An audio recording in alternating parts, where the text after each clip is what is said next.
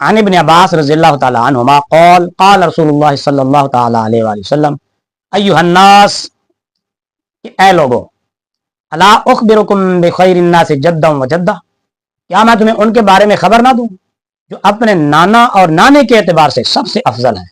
سب سے بہتر ہیں۔ الا اخبرکم بخیر الناس عما وعمہ، کیا میں ان کے بارے میں نہ بتاؤں جو اپنے چچا اور پھپھی کے اعتبار سے سب سے بہتر ہیں۔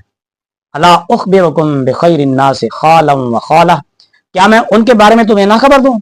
جو اپنے ماموں اور خالاؤں کے اعتبار سے سب سے افضل اور بہتر ہیں۔ الا اخبرکم بخیر الناس ابا و امہ، کیا میں تمہیں ان کے بارے میں نہ بتاؤں جو اپنے ماں باپ کے اعتبار سے سب سے افضل ہیں۔ ہم الحسن والحسین، وہ حسن و حسین ہیں جن کے نانا نانی بھی سب سے افضل، جن کے ماں باپ بھی سب سے افضل، جن کے ماموں اور خالائیں بھی سب سے افضل، جن کے چچا اور پھوپھی بھی سب سے افضل۔ یہ حسن و حسین کا یہ شرف حاصل ہے۔ فرمایا کہ جدہما رسول اللہ صلی اللہ علیہ وآلہ وسلم، ان کے نانا جان رسول کریم صلی اللہ علیہ وسلم، و جدتہما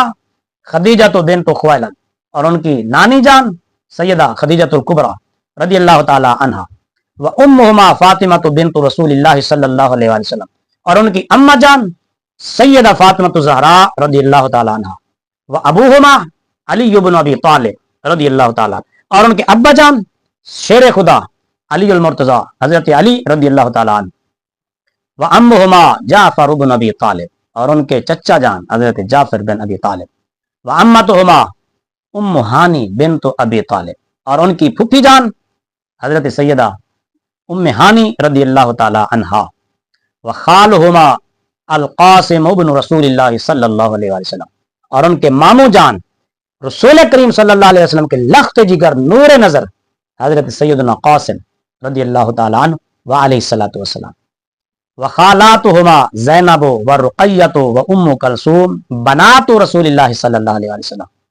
اور ان کی خالائیں حضرت سیدہ زینب، حضرت سیدہ رقیہ، حضرت سیدہ ام کلثوم رضی اللہ تعالی عنہن نبی کریم صلی اللہ علیہ وسلم کی شہزادیاں ہیں۔ جدہما فی الجنہ،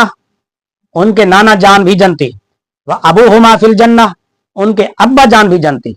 و امہما فی الجنہ، اور ان کی اماں جان بھی جنتی، و امہما فی الجنہ، ان کے چچا جان بھی جنتی، و امتہما فی الجنہ، اور ان کی پھپھی جان بھی جنتی، و خالاتہما فی الجنہ، ان کی خالائیں بھی جنتی، وہما فی الجنہ، اور وہ دونوں بھی جنتی۔ رواہ الطبرانی، اس حدیث پاک کو امام طبرانی نے روایت کیا ہے۔